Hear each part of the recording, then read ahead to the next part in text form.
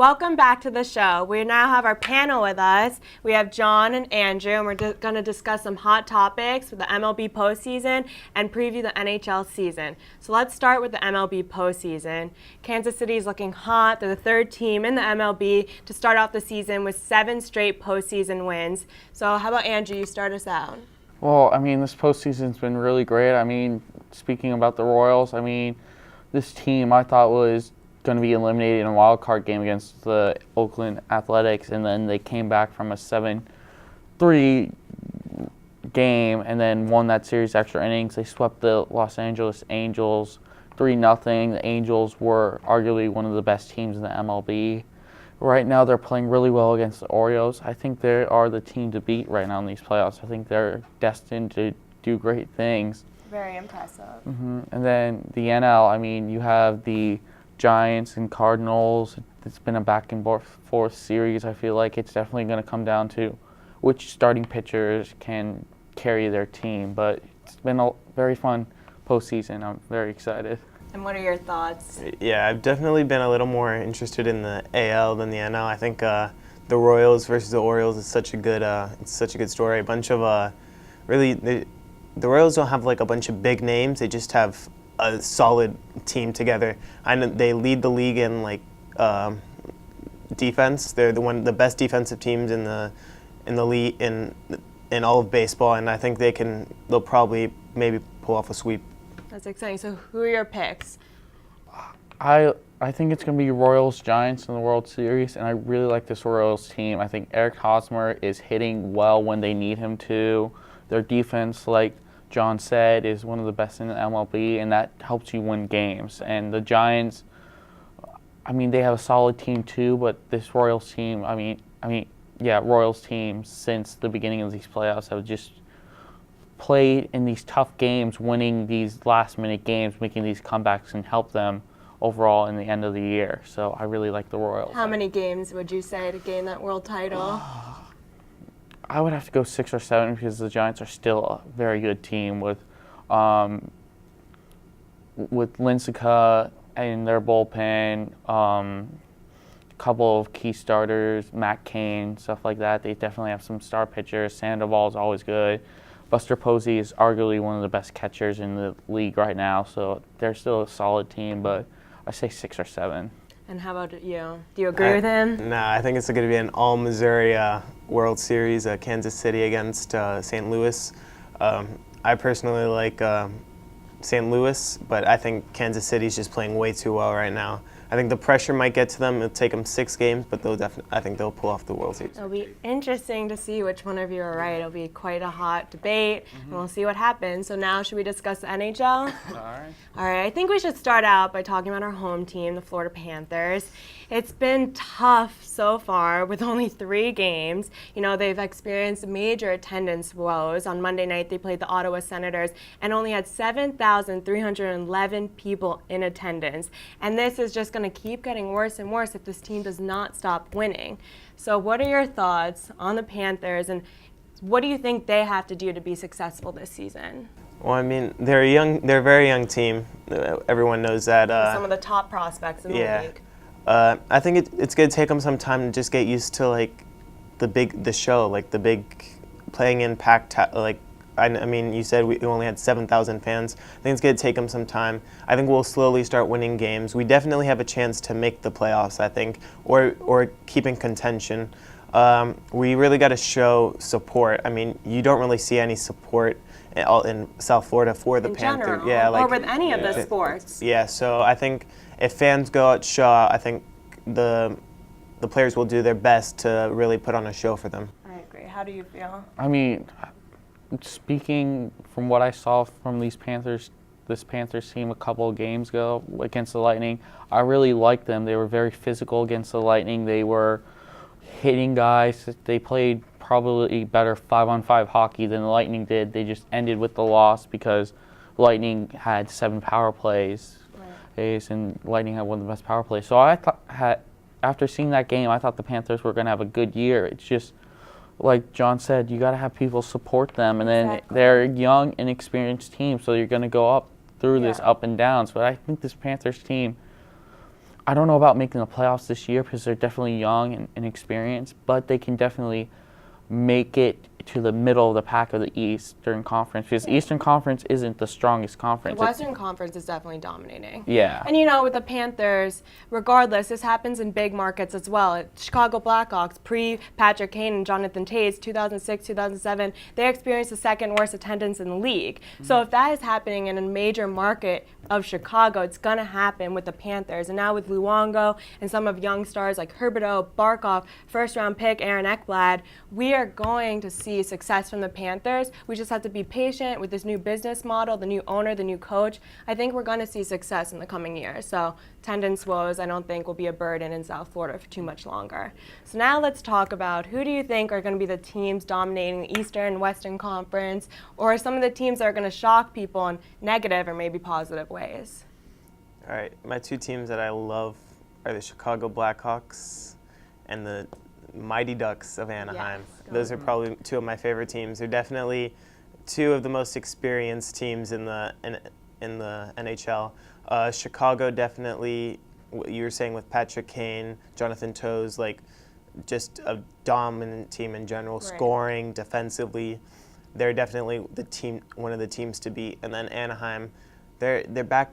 They're up and coming again. They're like one of those teams that they're exciting to watch. Like Right. they bring back that history that you know about the Ducks. Exactly, and Chicago is going to continue to be good. They have some of the strongest players in the league. So what do you think? Do you agree with that? I mean, I definitely like Chicago. Anaheim is definitely a team to look out for in the West. I also think you got to add the Kings to that, the reigning Stanley Cup course. champs. They have Jonathan Quick. I mean, a great goalie like him wins you a couple games.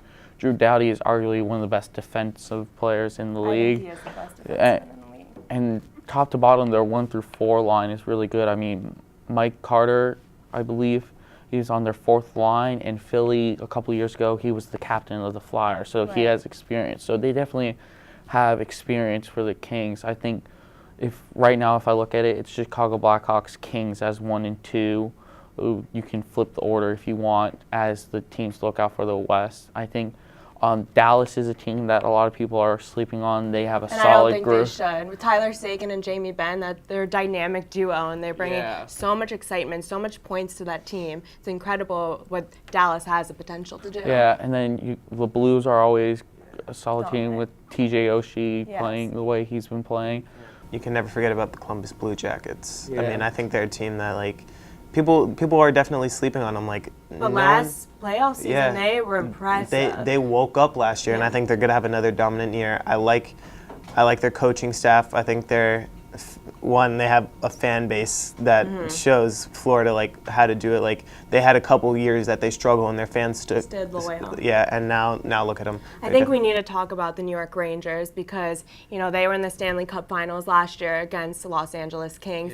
And, they have arguably the best goalie in the league in Henrik Lundqvist, but the past 3 games they have blown, and his save percentage has been awful. But at the same point, last October was an awful month for the Rangers too. Do you think this is just a fluke like it was last season and they'll recover from this and they're just trying to find their groove? Or do you think they're not going to be as dominant as they were last season?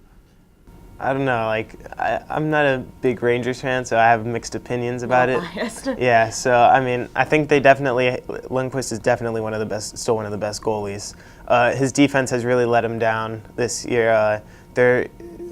I think they one of the top teams when it comes to letting power play goals. So they definitely stepped that up. Not as many stupid mistakes. Right. So they're definitely a team that can still compete in the East. That a conference that's not that strong. So it's a team to look out for. I mean, I'm not that sold on the Rangers right now. Definitely with Lundqvist, he's definitely going to get better. I believe that. But this offense, I don't know where it's coming through. Martin St. Louis, he's getting older. He's not the same player he was when he was in Tampa the past couple of years. Brad Richards is also older. Rick Nash is older. You lose guys like Andre Stallman to the Lightning and Brian Boyle, just to name a couple of guys. And Callahan, yeah. A couple key guys that helped them last year offensively. They need to pile offense because Lundqvist can give up 2-3 goals a game, but if you can only score 1 or 2 goals to support, you're going to lose a couple games in this league. Right. So I think they can possibly still make the playoffs as a wild card like they did last year, just because the East is, like we've said before, not as strong as a conference. But I don't think they can have that magical run like they did to make it the Stanley Cup, because their offense just does not look good right now. So yeah, I think two more teams in the East that we must discuss are the Montreal Canadiens and the Boston Bruins. Canadiens are on fire, and they were on fire last year. Carey Price has been an outstanding goalie for them, which I know has surprised some people in the past, but no surprise anymore. PK Subban, are there words to really describe him? Yeah. And then Boston Bruins have lost 3 straight, and they don't do that at the start of the season. So how do you think they're going to play? They're playing against each other tomorrow, so that's going to be an exciting game. What do you think is going to happen with them two, those two strong rivals? I think Montreal is definitely a team, like going back to last season's postseason, I was surprised the way they took care of Tampa Bay, who looked really hot towards the end last year, and then were able to take care of Boston to make it the Eastern Conference Finals. So I expect great things from them. They didn't lose that many people that helped them out last year. I think Boston, it's just they are still trying to not really find themselves. They're just getting back to hockey form, essentially, because Tuukka Rask is, again, a great goalie. Yeah. They always are built on defense, but Zdeno Chara is getting a little older, so that does hurt them a little bit. Right. But they still have that solid defense with Bergeron and stuff like that. But they did lose Sean Thornton, I believe, so that may be the reason why. Maybe the reason why they're like this. But I still see Boston contending for the division title. I think they're going to be very dominant eventually. I think they're just getting it together. I mean, they re-signed Torrey Krug and Riley Smith. Those are 2 young guys who are going to be stars in the league eventually. And, Jerome McGinley, he has to step his game up. If they're paying him the amount they're paying, he needs to play to his potential like he has, because he is a future Hall of Fame player. So how about you? What do you feel about those Right teams? now, I think the Canadiens are definitely, to me, are a better team than the Bruins. They both teams still have a lot to show. They still need to get, as what he said, back in form, hockey form.